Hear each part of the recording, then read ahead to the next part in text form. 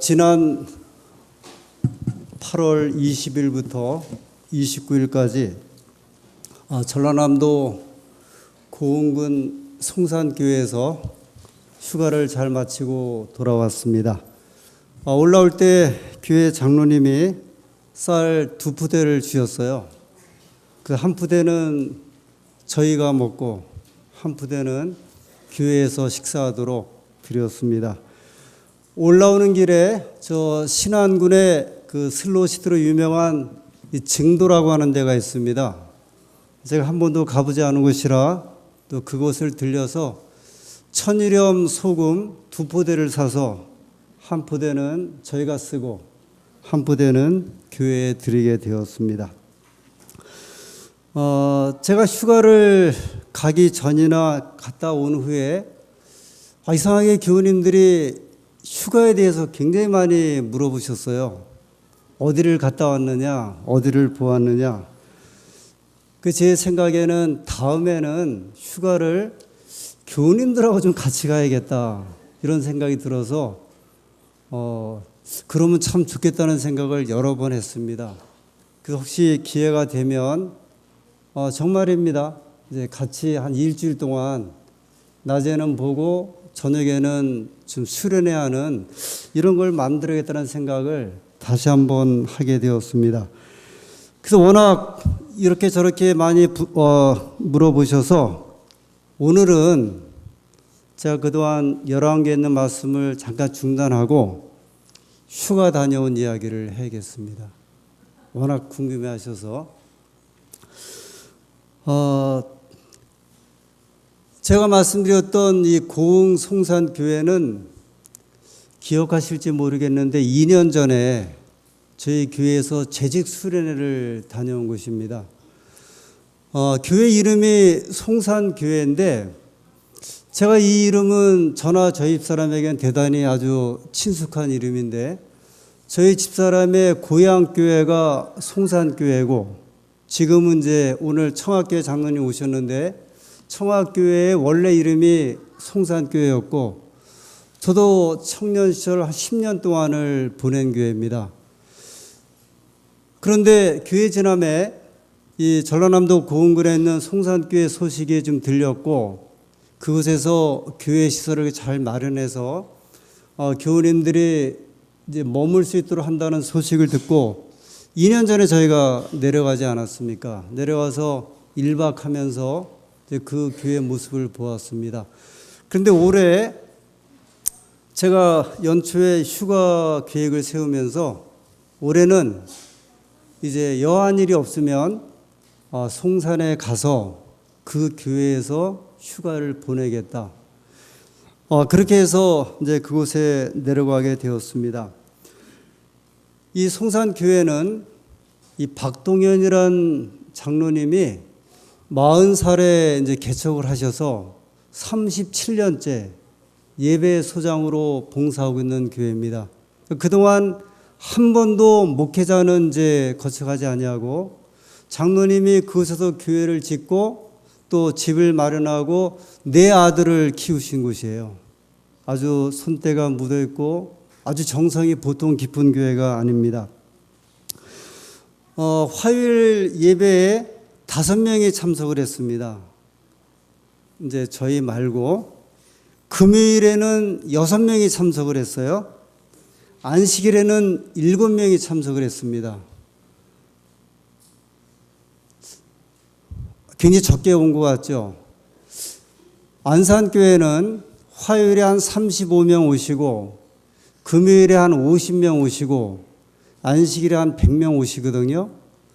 이 교인들의 교회 출석률에 비해서는 이 송산교회가 훨씬 좋아요. 왜냐하면 한두 명밖에 차이가 안 나니까. 옛날 교회의 그 사진을 보니까 많았을 적에는 한 40명 정도 모인 이런 교회였습니다. 이 장로님은 평생 교회를 위해서 사셨습니다. 어떻게 하면 이 동네 사람들을 구원할까로 평생을 살아오신 분이었습니다. 2년 전에 저희가 수련회 갔을 때는 이제 교회 옆에 이 거실, 큰 거실이 있고 주방이 있고 그 안에 방이 2개 있었거든요. 근데 이번에 가니까 방 안을 없애버렸어요. 그리고 뭘로 만들었냐면 황토 찜질방을 만들었습니다. 이유는 간단했어요. 어떻게 하면 영혼을 구원할까 생각을 해갖고 여기저기 소식을 들었는데 찜질방을 만들면 교회 어른들이 와서 겨울에 머물 수 있다는 말을 듣고 그분이 이제 사비를 털어서 이 찜질방을 만들었습니다. 교회 안에는 물론 이제 허술하긴 했지만 이 교회 안에 등을 다 LED 등으로 바꿨어요. 이 연로하신 분들 이제 눈 때문에 환하게 바꿨고 에어컨을 보니까요 완전 최신식이에요. 그 사실 교회에 비해서는 용량이 2배나 큰 이제 에어컨을 들여놓으셨고 위성방송을 볼 수 있도록 위성방송 시설을 다 해놓으셨어요. 그리고 이 앞쪽에 아주 굉장히 큰 TV를 설치해 놓으시고 사용하고 계셨습니다. 참 이상하죠. 점점 더 농촌 인구가 줄어들고 있고 이 가능성이 없음에도 불구하고 이 장로님은 영혼 구원에 어떻게 해서라도 좋은 방법이 있을까 생각을 하셔갖고 일단 사비를 틀어서라도 37년째 수고하고 계셨습니다. 앞서 말씀드린 대로 37년 동안 한 번도 목회자를 경험하지 못한 교회라 이 장로님이 이번에 갔더니 교회 앞 입구에 그 큰 길가 쪽에 땅을 일부러 보여주시면서 목사님 여기 우리가 지난번에 500평 땅을 샀습니다. 땅을 산 이유는 목회자 사택을 좀 만들려고 그렇게 하면 은퇴 목사님이라도 좀 올까 생각을 해갖고 2천만 원 들여서 한 평에 4만 원씩인데 500평 그렇게 해서 땅을 마련하고 이제 그 꿈에 저에게 아주 기뻐서 이렇게 보여주셨습니다. 그 이유도 하나 있는데요. 지금 그 광주에서 은퇴하신 목사님 4분이 오시는데 이분들을 좀 거기에 붙잡고 싶어갖고 자꾸 이렇게 주말만 오시니까 와서 사시게 하려고 이제 사택 마련하기 위해서 땅을 구입하신 거였습니다. 하루는 장로님이 저에게 목사님 저 나로도에 갑시다.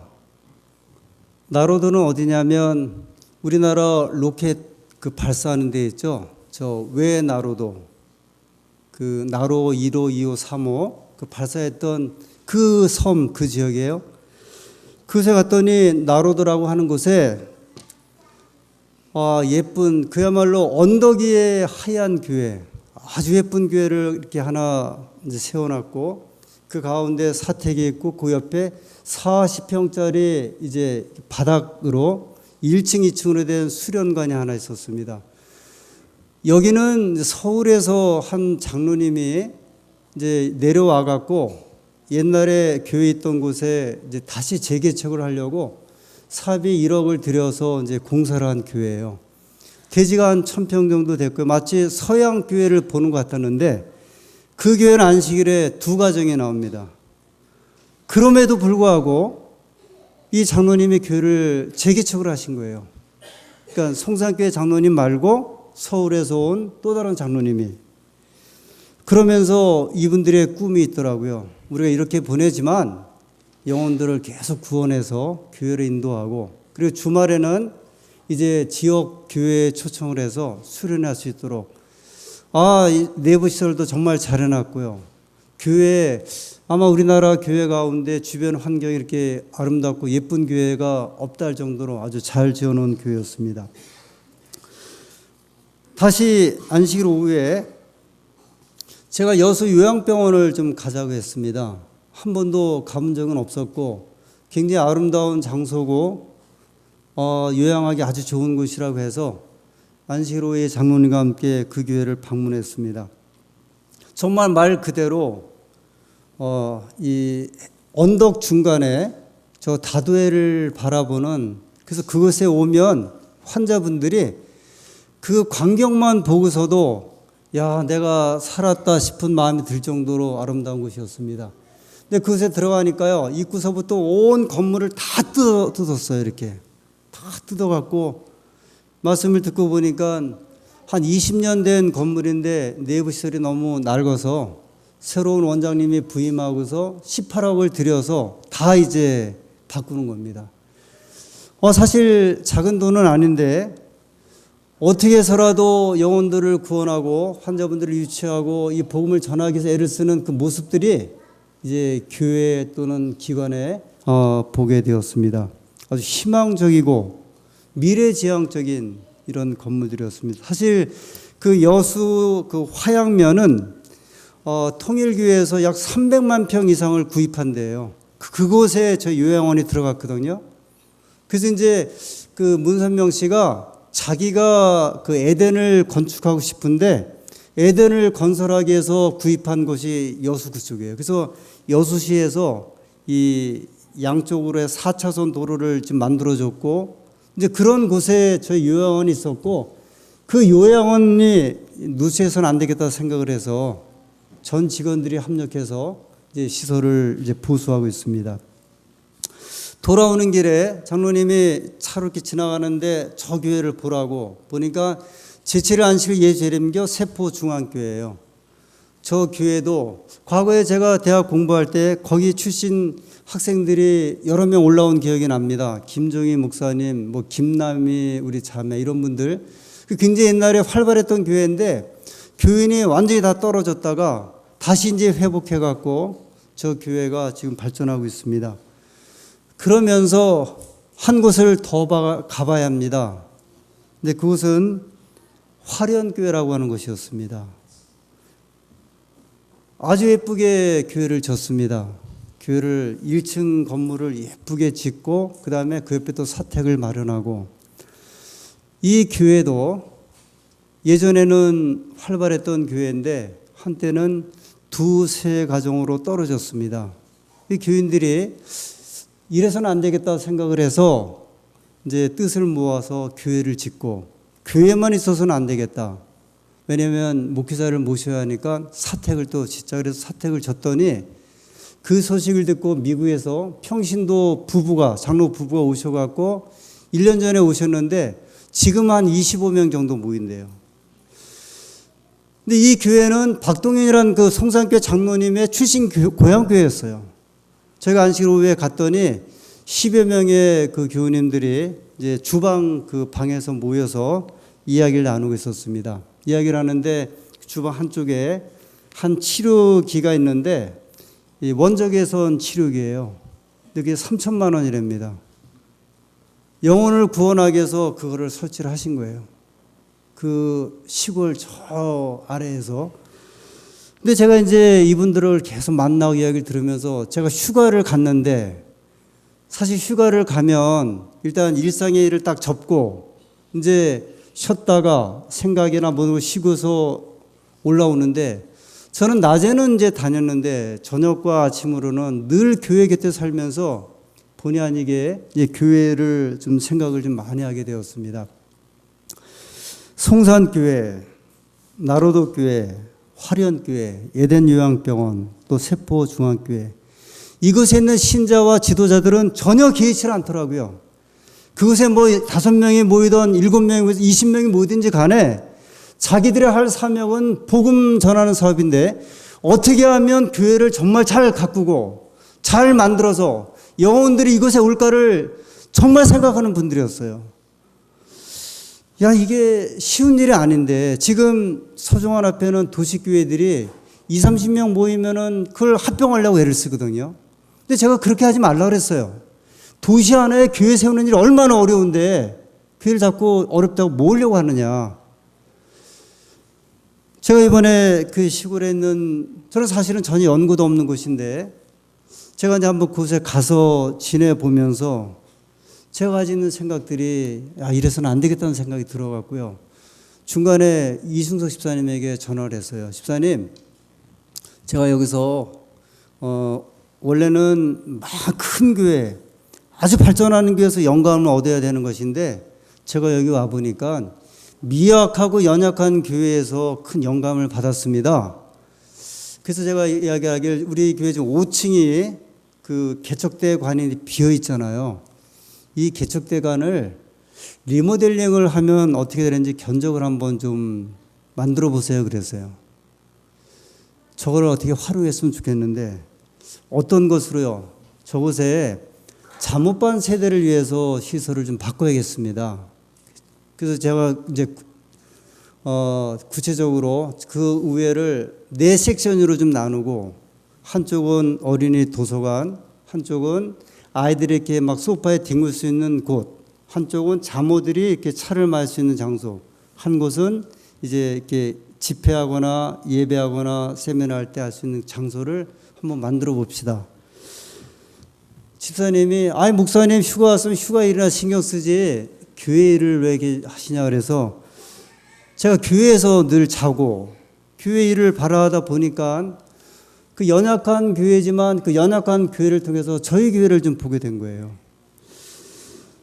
그래서 오늘 제가 이제 휴가지에서 얻었던, 제가 목회자로서 가졌던 그 교회를 바라보는 심정에서 안산교회를 바라보는, 그래서 안산교회가 나아갈 길에 대해서 이제 우리가 함께 좀 고민하는 말씀을 좀 드리고자 하는 겁니다.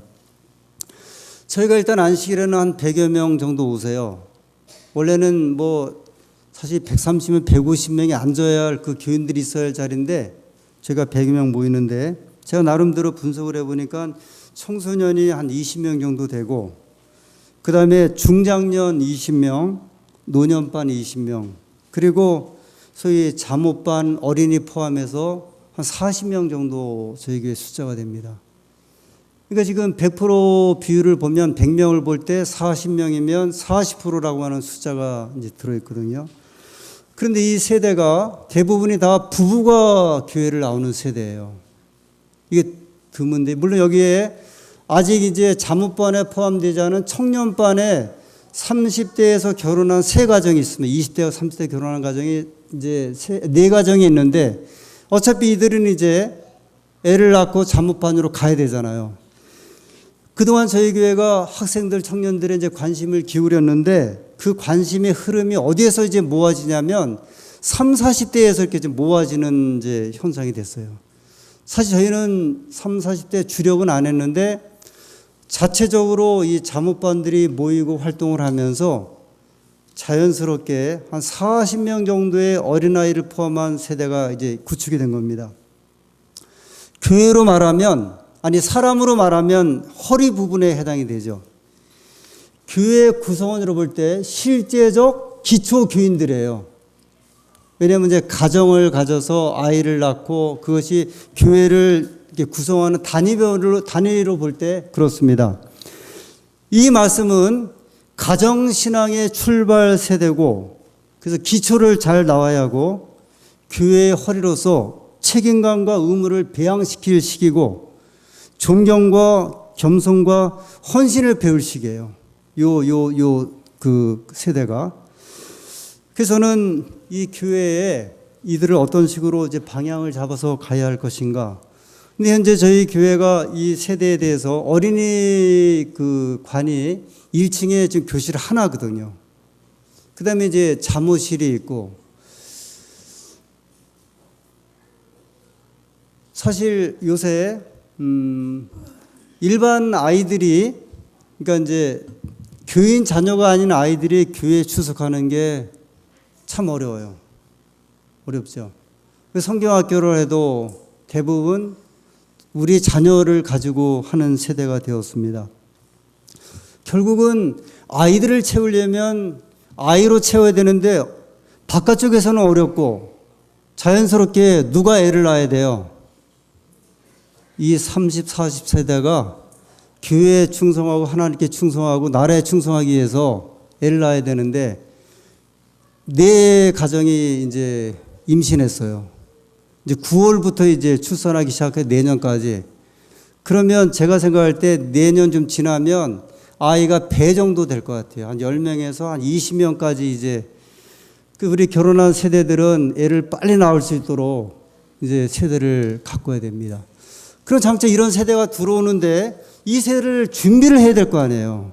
제가 앞서 저 시골 교회들을 볼 때 목회자 없는데도 목회자 오라고 사택을 짓고, 그 다음에 교회를 확장하라고 시설을 확장하는 걸 보면서 지금 우리는 이런 생각을 하게 된 거예요. 있는데 있는 사람들을 위해서 준비를 해야 되지 않을까.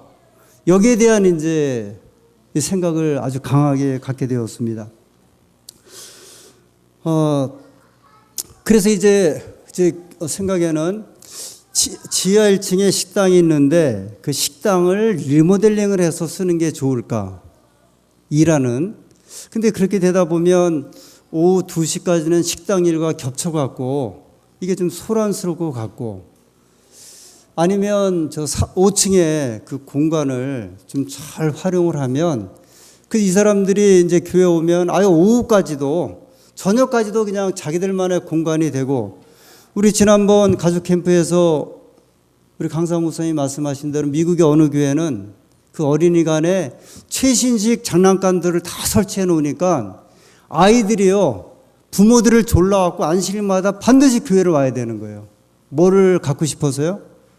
그 최신식 장난감을 좀 놀고 싶어서. 그래서 그 생각을 했거든요.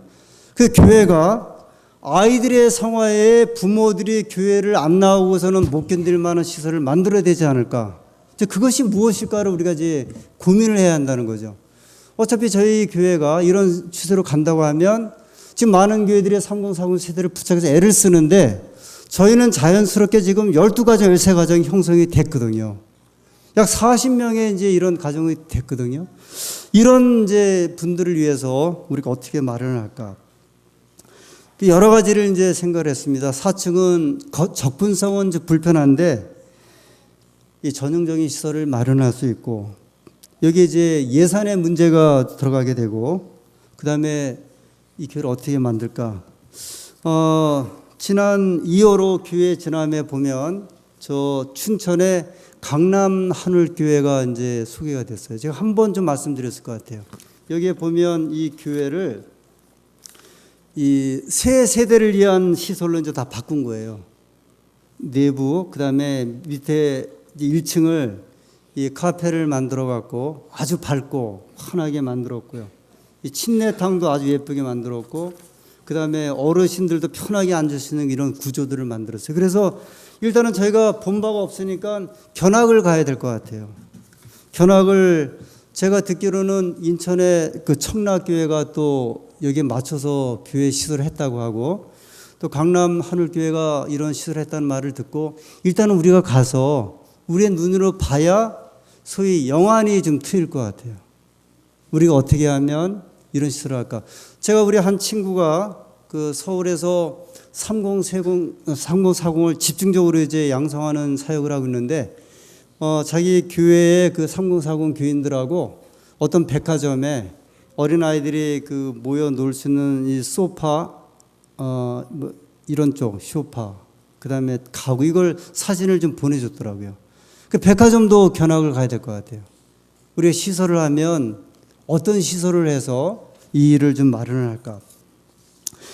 이 3040 세대에 대한 것은 이제 저희 교회가 아마 이제 지금부터 시작을 해서 계속적으로 이들을 위해서 어떤 프로그램도 만들고, 그 다음에 지도해야 할 책임이 있습니다.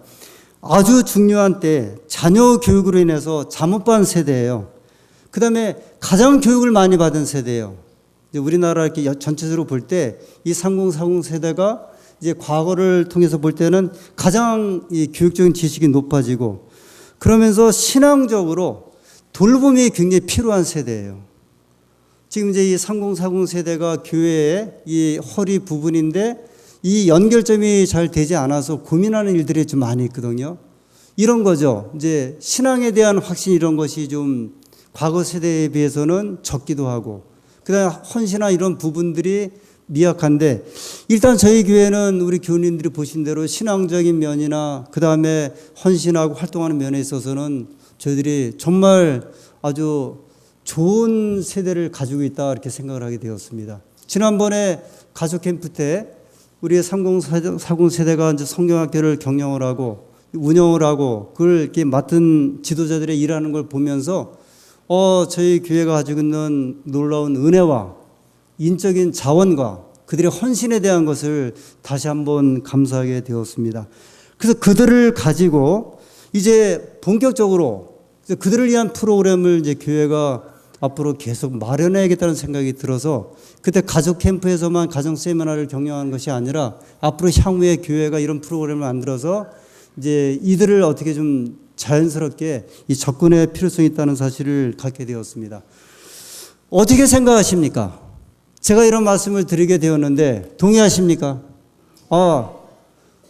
옛날에 유명한 영어가 있습니다. want가 have as다. 일리가 있다는 말을 한국식으로 만들었는데 일리가 있다고 생각을 합니다. 사도 바울이 그가 복음 전하는 사역에 헌신하지 않았습니까? 단신 사역이었거든요. 그는 12제자 가운데 사도가 아니었어요.